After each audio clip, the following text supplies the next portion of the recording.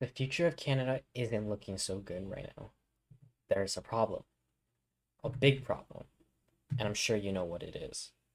This isn't some problem that has the slightest chance of happening 20 years into the future. This isn't a problem that conspiracy theorists make up. This is a present day crisis happening right here in Canada right now, and it's only going to get worse. Housing is a necessity for everybody, but every day we go on, it seems to be such a hard thing to obtain. But why is that? Canada is in a major housing and homelessness crisis as the years continue. With Canada's population of 95% immigrants, Canada is clearly heavily reliant on immigration. However, with Justin Trudeau's policies on immigrants, 500,000 plus immigrants come to Canada each year, and there simply isn't enough housing for everyone. Only 286,000 houses are made per year in Canada, which cannot even support 3/5 of the immigrants coming here. Because there is not enough supply in housing and way too high demand, the prices have to go up. With tens of thousands of people priced out of rental and real estate markets, this is resulting in an increase in street homelessness.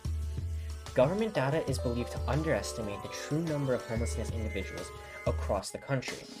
In Quebec, homelessness has spread from major cities to rural areas, with 1 in 2 homeless people now found in rural parts of the province.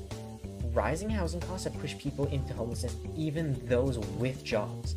The situation is worsening, with a 44% increase in homelessness between Quebec between 2018 and 2022, and it can only get worse from here.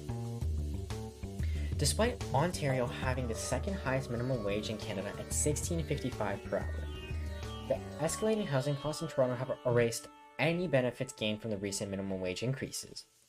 This wide disparity between rental costs and minimum wage places most minimum wage earners in core housing need, forcing them to spend an excessive portion of their income on rent or live in overcrowded conditions. The average monthly rent for a 1-bedroom apartment in Toronto is $2,500 per month, while a 2-bedroom unit costs $3,300 per month. A report from the Toronto Regional Real Estate Board showed that the average condominium apartment rent in the Greater Toronto Area have been increasing faster than inflation during the second quarter of 2023. Now, let's put all this information into perspective.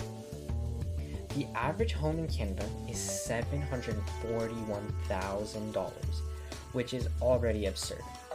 Now, the average salary in Canada is $57,000 per year. The average high earner salary is $80,000 per year.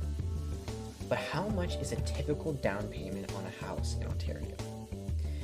For an owner-occupied home, you are required to pay 5% on the first $500,000, but 10% on above $500,000. This could also be more or less depending on where you are. Since the average house is $741,000, 10% for the house would be $74,000 for a down payment, which is absolutely crazy. The average salary can't afford it, and neither can the high earners. Yes, the high earners make $83,000, but that is never what they take home because of taxes and due to other expenses. This is crazy scary for our future and for right now. And I mean, don't even get me started on mortgages. Boo. This needs to change. So what is being done? The Canadian government aims to build approximately 400,000 homes annually over the next decade to address the housing crisis. But there are significant challenges. Labor shortages, material shortages, and supply chain issues are hindering construction. The average home selling price in Canada has surged over 50% in the last 2 years, and construction hasn't kept up with the pace with the growing population.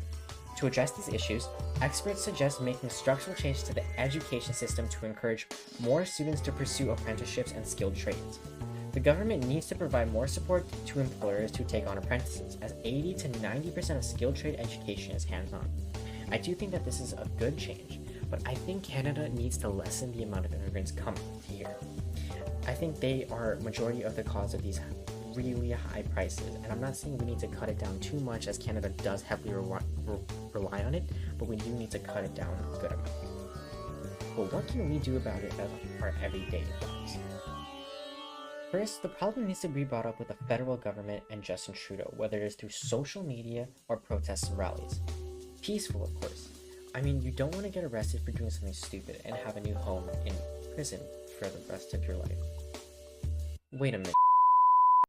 This seems like a general solution. However, there is more we can do every day as people. Advocacy and awareness. Stay informed about the housing crisis by following news and reports on the topic. Engage in discussions within your community to raise awareness about the issue and its impact. Contact elected representatives. Reach out for your local, provincial, and federal representative to express your concerns about the housing crisis. Encourage them to support policies that promote vocational training and skilled immigration. Community involvement. Get involved in your local initiatives that support affordable housing and construction projects. Participate in or support organizations working to address housing issues in your area. People all over the country are struggling. This problem involves you and me and our futures. Do your part and help as many people as you can. We can get through this as long as we work together.